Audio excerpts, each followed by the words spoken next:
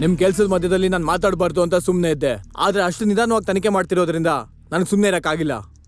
ನಾನು ಸರ್ವಿಸಲ್ಲಿ ಇರ್ಬೇಕಾದ್ರೆ ಎಂತೆಂಥ ಕೇಸ್ಗಳನ್ನ ಡೀಲ್ ಮಾಡಿದ್ದೆ. ಆದ್ರೆ ನಾನು ಯಾವತ್ತೂ ನಿಮ್ಮಷ್ಟು ಸ್ಲೋ ಆಗಿರ್ಲಿಲ್ಲ mister Sundar Pandian. Sorry sir, ನಾನೇನು ಸ್ಲೋ ಅಲ್ಲ, ತುಂಬಾ ಫಾಸ್ಟ್ ಆಗಿ ತನಿಖೆ ಮಾಡ್ತಾ ಇದ್ದೀನಿ. ಈಗ ಟ್ರೈನಲ್ಲಿ ನಡೆದಿರೋ ಕೊಲೆಗೂ ಕೂಡ ವಿಟ್ನೆಸ್ ಇದೆ ಸರ್. ವಾಟ್? ಆ ಐ ವಿಟ್ನೆಸ್ ಜೊತೆಗೆ ಒಬ್ಬ ಲೇಡಿ ಇನ್ಫಾರ್ಮರ್ನು ಕೂಡ ಇವ್ರ ಮನೆ ಎದುರುಗಡೆ ಮನೇಲಿ ಗಂಡ ಹೆಂಡತಿ ಆಗಿರಿಸಿ ಒಂದು ಕಣ್ಣಿಟ್ಟಿದೀವಿ. ಆ ದೊಡ್ಡವರು ಕೊಲೆ ಆಗೋದಕ್ಕೆ ಒಂದಿನ ಮುಂಚೆ ಆ ಕೊಲೆಗಾರ ಆ ಏರಿಯಾದಲ್ಲಿ ಸುತ್ತಿದ್ದಾನೆ ಅಂತ ವಿಟ್ನೆಸ್ ಸಿಕ್ಕಿದೆ.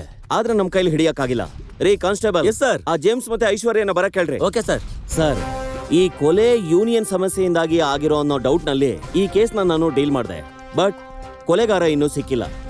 ಆದ್ರೆ ಆ ಮನೆಯಲ್ಲಿ ಹಿರಿಯರೊಬ್ರು ಕೊಲೆ ಆದ್ಮೇಲೆ ಇದು ದ್ವೇಷ ಇರ್ಬೋದು ಅಂತ ಒಂದು ಸಣ್ಣ ಅನುಮಾನ. ಅದಾದ್ಮೇಲೆ ನಿಮ್ ಮತ್ತಿಗೆ ಹಾವು ಕಚ್ಚಿ ಸತ್ತಿದ್ದಾರೆ.